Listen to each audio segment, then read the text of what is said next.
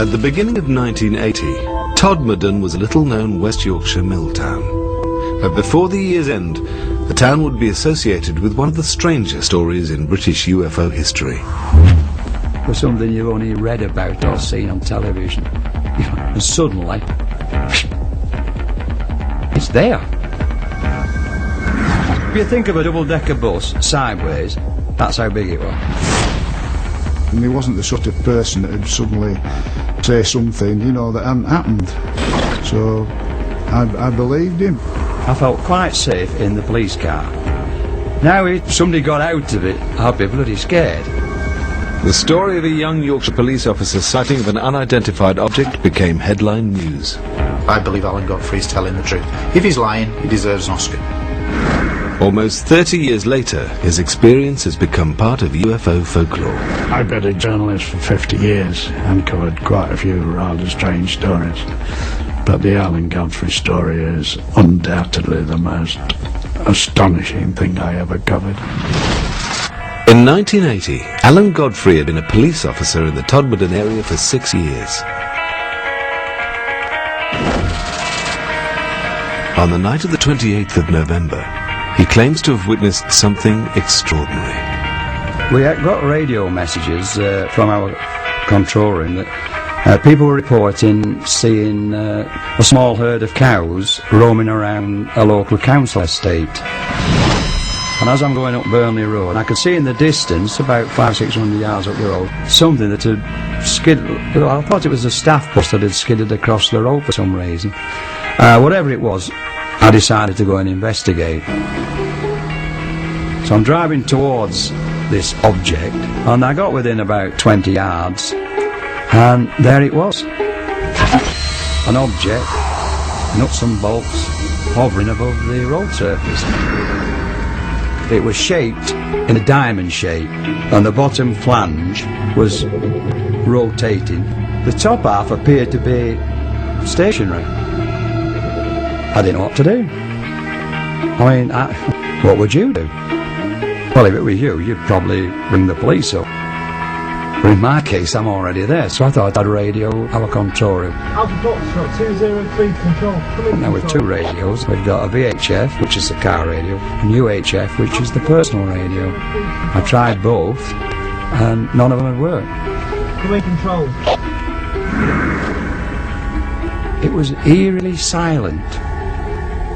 That really does stick in my mind, that was really eerily silent. And for some reason, I don't know why, I picked my clipboard up and started to draw it. I made a quick sketch. So it's there. Rather than my head, it's there, it's black and white. Although he'd made a sketch, Alan Godfrey's story would ultimately centre around what happened next. Now it's black and white. And I'm at the other side of it, driving. Quick glance at the mirror, it's not there. I got out of the car. The road surface was whirlpool dry, like a spinning object would make, you know, with all these leaves and branches and what have you. You could see an area of road surface that wasn't like the other. The others were wet, this was dry. Unsure of what had happened to him, PC Godfrey drove straight back to the police station in Todmorden. When Alan came into the police station, he was very agitated. I says to him, you'll never guess what I've just seen, you know. You won't believe what I've just seen. At first, you know, you think it's totally outrageous, you know, but I've no reason to doubt him. I mean, I've known him for a long time, and we know each other really well, and I've no reason to doubt what he said. But the night still had one more surprise left. As Alan Godfrey ended his shift, he noticed something else he couldn't explain. There was approximately 30-35 minutes missing that couldn't be accounted for. From me leaving the police station to coming back. To me, I'd only been away 15 minutes. Over my hand, I'd been away approximately 45-50 minutes. On the night of the 28th of November 1980, Police Constable Alan Godfrey was driving through the Pennine town of Todmorden when he witnessed a strange object in the road. was something you've only read about or seen on television. And suddenly, it's there, in front of you. It was just something out of a science fiction film. It was totally unbelievable. P.C. Godfrey had no rational explanation for what he'd seen, or for what he discovered later. I had this irritating itch on my foot. The boot on my left foot was split. If that's the sole of the, it was split that way. I've no idea why they were split, but when I took it off, I removed my sock, and it was on the instep of my foot, and it was a round circle like that, red, and it was very, very itchy. It wasn't sore, but it was very, very itchy. At work the following day, Alan Godfrey received some surprising news. He hadn't been the only officer who claimed to have seen something strange the previous night. I came on duty, and there was an inspector awaiting to see me. I went into the inspector's office, and he then informed me that I wasn't alone, that 3 police officers in Halifax, in fact, had some sort of an encounter the same night. And he was putting a report together, and he wanted a statement of me. Coming out the inspector's office thinking, yeah, right on. It was Alan Godfrey's story which caught the attention of both the local press and UFO investigators, many of whom descended on Todmorden in the wake of the sighting. In 1980, Jenny Randalls headed British UFO investigation group Ufora. She was born near Todmorden and has written about British UFO sightings for over 35 years. The Alan Godfrey experience, when it happened, came at the culmination of a whole series of events during the preceding 3 or 4 months that had been occurring in and around that area. They've been getting stranger and stranger. The Pennines are the backbone of the United Kingdom. The area stretches from the Scottish borders to the Derbyshire Peaks, a distance of 250 miles. Throughout the 1970s, there have been dozens of reports of objects in the sky over Yorkshire and Lancashire. So numerous were the sightings, the area earned itself the name UFO Alley. John Sheard was a Yorkshire-based journalist reporting for both the local and national press. This was a time when the whole nation was obsessed with UFO stories. We had reports almost every day up here, particularly in the Pennines, but also throughout the country and in fact throughout the world. The late 1970s and early 80s were the heyday of UFO mania. The release of films like Star Wars and Close Encounters coincided with the doubling of reports of UFO sightings in Britain. For the time being, news of Alan Godfrey's close encounter had stayed within Todmorden, but it hadn't escaped the attentions of a group of UFO investigators led by Jenny Randalls. When I first met Alan, he struck me immediately as being a very typical, no-nonsense Yorkshire bobby. He would not have reported something like this unless he was absolutely sure in his own mind that it was real. Although there was little physical evidence to support his claims, Alan Godfrey did have a damaged boot. There was a split across the bottom of his boot. There's no question at all that that happened because we were able to immediately photograph it and it was real. There was also the sketch made at the time of the sighting. You just have to try and make a value judgment when you put all the evidence together, what you believe about the credibility of the witness, what the sincerity of the witness's story is, how it holds together again and again over the years.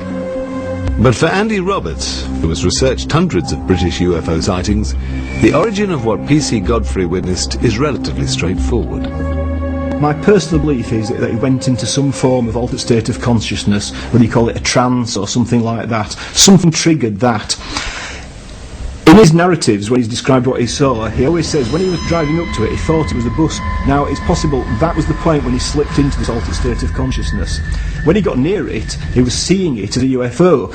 Interestingly, he describes it as having 2 rows of windows, quite like a bus, actually. And it was on the main road, near a bus stop. So it's possible he saw a bus delivering mill workers or picking mill workers up, and in his altered state of consciousness, it had transformed into a UFO. This object I saw was hovering off the ground, had no wheels. It was of a metallic colour and it had black panelling and dark windows, and it certainly wasn't a bus. I know the difference between a bus and what I saw that night. Dr. Ian Griffin worked for NASA on the Hubble telescope project for a decade before returning to the UK to carry out research into the movement of asteroids. He now watches the night skies from his home observatory in Todmorden. My view is that nearly every UFO that has ever been seen has some kind of explanation, and it's probably because people don't really understand what they're looking at that they just call it a UFO. The planet Venus is often mistaken for a UFO. This is because it's very bright and it's very close to the sun in the sky. So very often, if you don't know what you're looking at and you see this stonkingly bright light beaming towards you, you think, what on earth is that?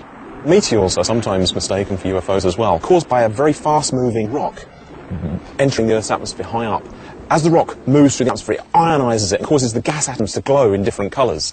The colours can be green, they can be blue, and sometimes they can even be an orangey-red colour. Dr. David Clark has been researching official reports into UFO sightings for over 20 years. When the Ministry of Defence files on UFOs from 1980 were opened, I went to the National Archives and immediately went looking for any mention of the sightings in Todmorden in 1980. And straight away I found a copy of the report by the police officers from Halifax, PC John Porter and his colleagues, who'd seen a bright blue ball of light in the sky. But there was absolutely no trace of the report that was made by Alan Godfrey the same night, about 30 minutes later. Maybe they just thought that his sighting was a bit too weird and a bit too disturbing, you know, to pass it on to the ministry. But Alan Godfrey and John Porter were not the first police officers to have made an official report of a UFO sighting. Over the last 3 decades, police officers have contributed to a large proportion of British UFO reports. Gary Heseltine runs a database of UFO sightings made by both serving and retired police officers. It's my belief that police officers' testimony is of a very high calibre. There is no reason to think that these officers are mistaken because of their training, and I believe that police officers' testimony should be regarded very highly in the world of the way we treat UFOs. After police officer Alan Godfrey reported an encounter with a strange object in West Yorkshire in 1980, some researchers claimed it to be a landmark in British UFO history. After Alan Godfrey's experience had happened, we were immediately aware that this had cemented the importance of the Pennine area as the hotspot for UFO activity in Britain, and in fact probably the most active location for UFO encounters anywhere in Europe. Whatever the source of the strange lights seen over Lancashire, PC Alan Godfrey's experience continued to fascinate the UFO community. After Alan Godfrey's sighting in Todmorden, he claimed to have lost some 30 minutes in time. The only physical evidence of his encounter, a damaged boot and a sketch he'd made at the time. In an attempt to find out more, UFO investigators suggested a radical idea. They contacted me and asked me, would I be willing to go under hypnotic regression? I declined straight away. I wasn't sure, you know. I thought, what is hypnotic regression? The only hypnosis I'd ever seen was on television, on a stage, you know, where they make fun of you. Eventually, Alan Godfrey was persuaded to undergo hypnosis, which was conducted by 2 psychiatrists, Dr. Jeffy and Professor Blair. They wouldn't tell either of the psychiatrists what the subject matter was. They would only tell them that it was a policeman who they were going to try to regress to a certain time on a certain date to an incident that may or may not have happened. Mike Sachs, whose interest in UFOs had been sparked by his own experiences the previous year, was present at the sessions. The atmosphere in the room was absolutely electric as Alan is relating this series of events. All of a sudden, and under hypnosis, he goes and covers his eyes. Then somehow he's floating and he's taken into this room. I have no recollection whatsoever what went on during that hypnotic regression. Under hypnosis, Alan Godfrey's claims grew more bizarre. Not only had he witnessed a UFO, he had also come into contact with alien beings. In UFO terminology, he had been abducted. We were actually present, possibly one of the first abduction cases that has happened in the UK. Whatever Alan Godfrey had experienced in November 1980, and whatever had happened to the missing 30 minutes, the latest revelation seems scarcely credible. UFO abductions, very big in America, not so big in Britain. A handful of people allegedly being abducted by UFOs. So when you get a policeman seeing a UFO, later coming out under hypnosis with the story he was abducted, you've got something that's quite solid there, and people have latched onto it as being, you know, a real event. I'm asking myself, did that really happen? No, I can't. I don't believe it. But why am I saying it? Psychologist Chris French has conducted several studies in the area of so-called paranormal experiences. There are a number of different factors which seem to play a role in people reporting that they've had an alien abduction experience. Very often there is some initial triggering event, like, say, an episode of sleep paralysis or missing time, that leads people to believe they may have been abducted by aliens. What's probably happening is that they are getting confused between things that are happening in here and things that are happening in external reality. And basically, as a result, they're having sometimes hallucinatory experiences, sometimes false memories, but that's leading them to believe that they've had these alien encounters. But it wasn't just Alan Godfrey's supposed abduction that intrigued ufologists. The investigators also discovered a connection to another unsolved local mystery, one they believed could have extraterrestrial origins. 6 months before his UFO sighting, Alan Godfrey and colleague Malcolm Agley had received a call about a body found at a local coal yard. He received a radio message that found a body at Todmorden railway station, so I attended with PC Alan Godfrey. So it instinctively tells you there's something not right. You know, you come across dead bodies all the time, it sounds like, but you do. He was laying on his back, just staring up into the sky. There's no disturbance of the call, you know, to say how he got there. You just can't explain it at all. And it was being treated as a crime scene. I think everybody at that stage thought it was a crime. That's how obvious it was. Why would a man climb a stack of coal, lie down on his back on top and die? The body was that of a Polish emigre named Zygmunt Adamski, a former miner who'd moved to the UK after the Second World War and had settled in Wakefield, 20 miles from where he was found. To me, I don't think he'd died there. I think he'd been put there. It looked to me as if he had anyway. The evidence was inconclusive.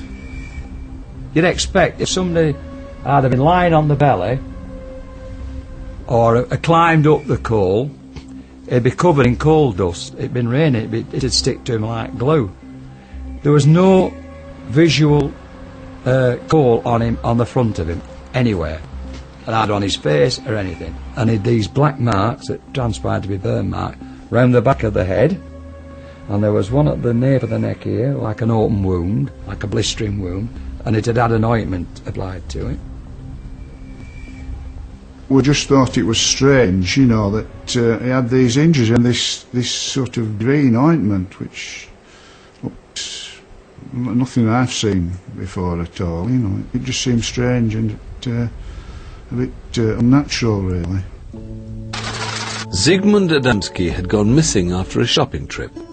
There was no suggestion that he'd planned to disappear, and he was known as a loving family man with no obvious enemies. The autopsy confirmed that Adamski had died of a heart attack. Coroner James Turnbull was mystified, not least by the strange substance found on Adamski's burns. We had the substance analysed, and the toxicologists and the scientists couldn't come up with any answers to what it was. And we came up against a blank at every line of investigation. This was one of the most puzzling cases that I've come across in 25 years. If somebody proved to me that UFOs exist and that there was one around there at that time, and that in some way we could associate it with this case, then perhaps I might say I'd only raise half an eyebrow. Whatever the truth behind Adamski's death, which remains unsolved, Alan Godfrey's association with it was to turn him into a UFO celebrity. In November 1980, PC Alan Godfrey had witnessed a mysterious object whilst on patrol in Todmorden. If I'd got out the car and thrown a brick at it, it would have gone clang. That's how real it was. Alan Godfrey was also connected to a mysterious death, which remains unsolved after almost 30 years. Zygmunt Adamski had gone missing in June 1980. His body had been found 5 days later, lying on top of a coal heap in Todmorden. At the inquest, Coroner James Turnbull was mystified, recording an open verdict and even suggesting a link with UFOs. I've been nearly 27 years in the police, and it's the one thing that I've never really got to the bottom of, and it is bizarre, and it's always been there at the back of my mind. There's just no explanation for it at all. Nobody has ever been charged in relation to the death of Zygmunt Adamski, and the strange ointment which covered his burns has never been identified.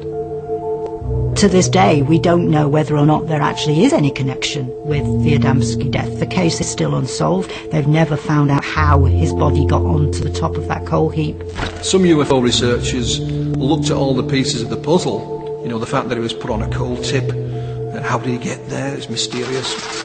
And they just jumped to the most massive of conclusions, that, you know, the only explanation must be that he's been abducted by aliens and something's gone wrong. The Adamski story was picked up by Sunday Mirror journalist John Sheard. Although more used to covering Northern Ireland and the trial of the Yorkshire Ripper, he recognised the opportunity for an exclusive. I sat down and tried to write it as straight as I could. I didn't want it to sound over-sensational, because it was already a very sensational story. What I didn't know was that when it hit the streets that Sunday, as the front page lead, was the incredible reaction that would happen. I'm talking about literally thousands of letters, hundreds of phone calls. And I began to realise that this was a story that, even though I was still a bit iffy about it, had gripped millions of people throughout the world. John Sheard soon discovered PC Alan Godfrey's involvement with the Adamski case, and the later claims made under hypnosis that he'd been the subject of an alien abduction. I've been a journalist for 50 years and covered quite a few rather strange stories, but the Alan Godfrey story is undoubtedly the most astonishing thing I ever covered. What made Alan's story so special from my point of view was the fact that A, he was a serving policeman, and one expects them to be fairly straightforward in recording facts. And of course it came on the heels of the Adamski story and a very strange inquest. Individually they were good pieces, but when you add the two together and a possible connection, you've got dynamite. At the time, Alan Godfrey's story captured the public imagination. Whatever the truth behind it, it's become one of Britain's classic UFO cases. I've got no doubt that Alan's UFO experience was to him real. Whether it was objectively real is a different kettle of fish altogether.